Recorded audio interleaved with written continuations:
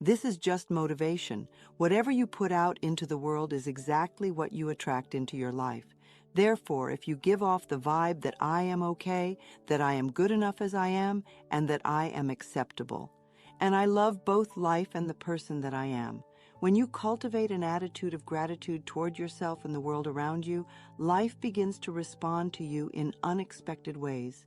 Every single thing that enters our minds and every single word that we utter contributes to the formation of our future.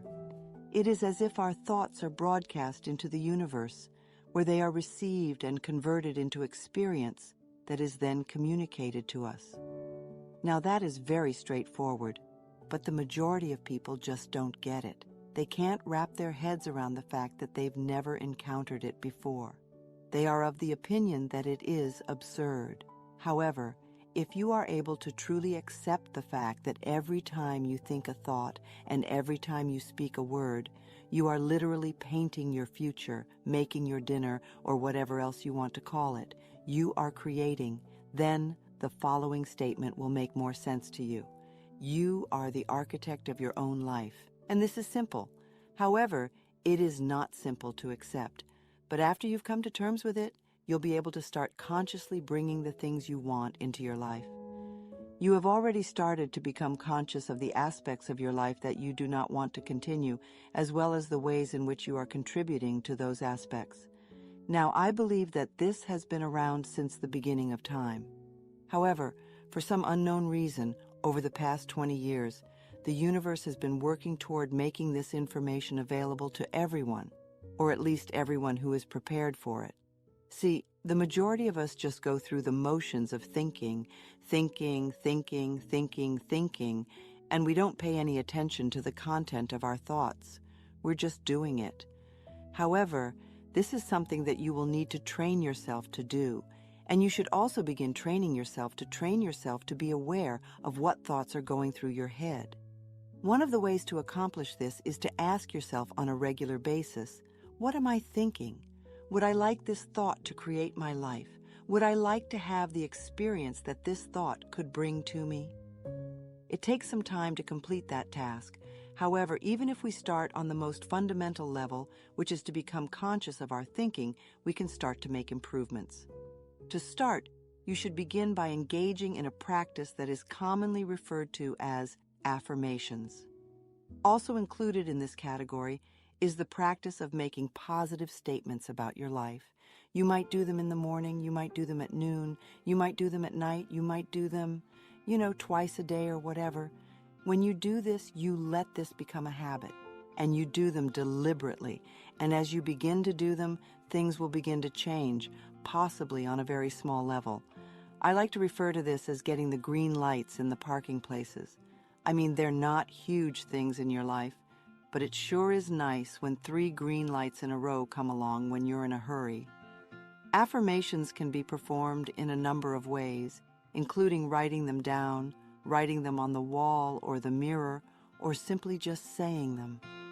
Standing in front of a mirror while saying positive affirmations is something I encourage people to do, because there is something very powerful about looking into your own eyes and either getting to the point where you accept yourself or becoming aware of the fact that you reject yourself when you are speaking positively about yourself and your accomplishments. Quite frequently, I would ask people, well, what exactly is wrong with you? What have you done that is so awful that you can't accept yourself anymore? And I was never, ever given a response that was coherent or comprehensible in any way. They respond with something like, I'm too fat. When you talk about loving yourself, however, a lot of people have the impression that you're being vain. That is not the case at all, and the issue has nothing to do with that. To genuinely care about you, you need to recognize that you are an essential component of something. It's almost as if in the Bible they would tell you that because you acknowledge the fact that you are a child of God, you are without flaw. But even if you are not a person who believes in the Bible, if you're able to acknowledge that you are a worthy being, and if you can truly recognize the value that you bring to the world, then you will begin to treat yourself differently. And I believe that this is what is extremely important about loving yourself. which is that you stop being so hard on yourself and that you stop trying to prove that you are in the wrong. You need to stop going on and on about how terrible you are. You stop saying things to yourself like, "I'm really stupid," and you begin to treat yourself with a degree of respect. And the significance of this cannot be overstated because what you put out into the world is exactly what comes back to you. Consequently, if you give off the vibe that you are okay, that you are good enough as you are, and that you are acceptable, then you are. And I love both life and the person that I am. When you cultivate an attitude of gratitude toward yourself and the world around you, life begins to respond to you in unexpected ways because you are emitting and receiving a different vibration, which is a direct result of your altered state. After that, the flow of events really begins to pick up. There are a lot of people who are unaware of this fact, but in order to get better, you need to put in some practice. Because of this, I make it a point to have my clients do a lot of work in front of mirrors. If you do something as simple as looking in the mirror while looking into your own eyes and telling yourself, "I love you.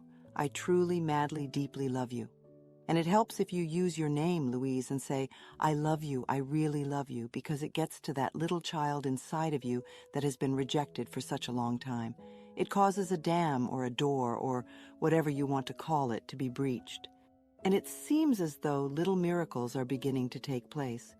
There are a lot of positive occurrences of a minor nature, and because the universe adores grateful people, the more grateful you are, the more the universe will shower you with things for which you have reason to be grateful.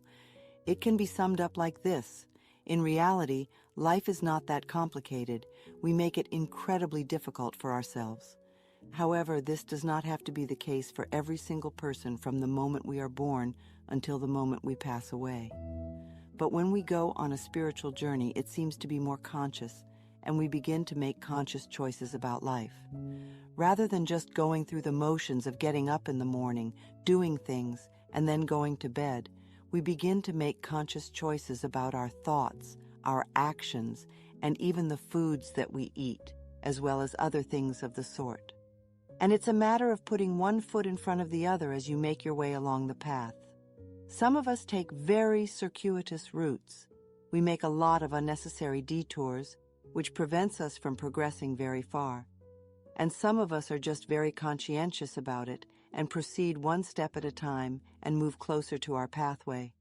I think enlightenment is letting go of all the things we believe that are not benefiting us in life and are the barriers in our life to the good things, and some of us are just very conscientious about it, to release them one by one while thinking, "I don't have to believe that any longer. It is excruciating." You should strive for joy, harmony, and peace within yourself. To be in harmony means to be at peace with oneself.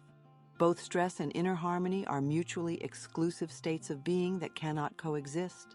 When you are at peace with yourself and the world around you, you take things one step at a time and don't let the little things bother you. When you are feeling anxious,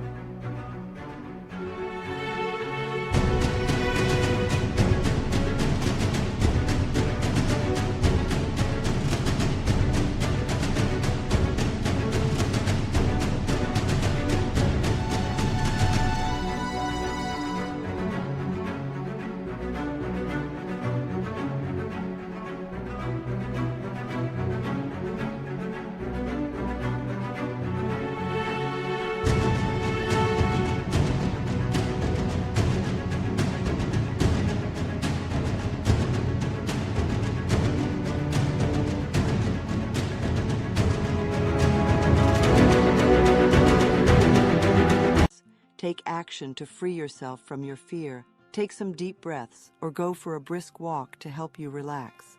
Always keep in mind that the only power that exists in my world is mine, and I create a peaceful, loving, joyful, fulfilling life. You want to go through life with a sense that you are protected. Don't put too much stock in a relatively unimportant noun like stress. You should not allow this to serve as an excuse for you to tense up your body. You are powerless, and no one, no place, and no thing has any influence over you. The only thinker that exists in your head is you, and your thoughts are what bring your life into existence. Therefore, train your mind to think in a way that will make you feel better. In this way, you can ensure that you are always basing the creation of your life on joy and enjoyment. Affirmations for a life free of stress are always a source of joy, which in turn brings more reasons to rejoice. When I let go of all of my worries and concerns, life becomes much less complicated and difficult for me. I eliminate stress in my life by creating a world without it. I start by relaxing all of the muscles in my neck, and then I move on to releasing any tension in my shoulders. I take each breath in and out slowly, and I notice that with each breath I am able to relax a little bit more. I am a capable person who is able to deal with anything that may be thrown in my direction. I have found my center, and I'm concentrating. Every day I have a better sense of safety. When I let my emotions out, I am not in danger. I am able to maintain my composure in any circumstance. My financial situation does not bother me in any way. My ability to pay my bills in a timely manner is unfailing. I have faith in my own ability to solve any issues that may pop up throughout the day. I have the realization that stress is nothing more than fear. I now cast away all of my worries. You were watching just motivation.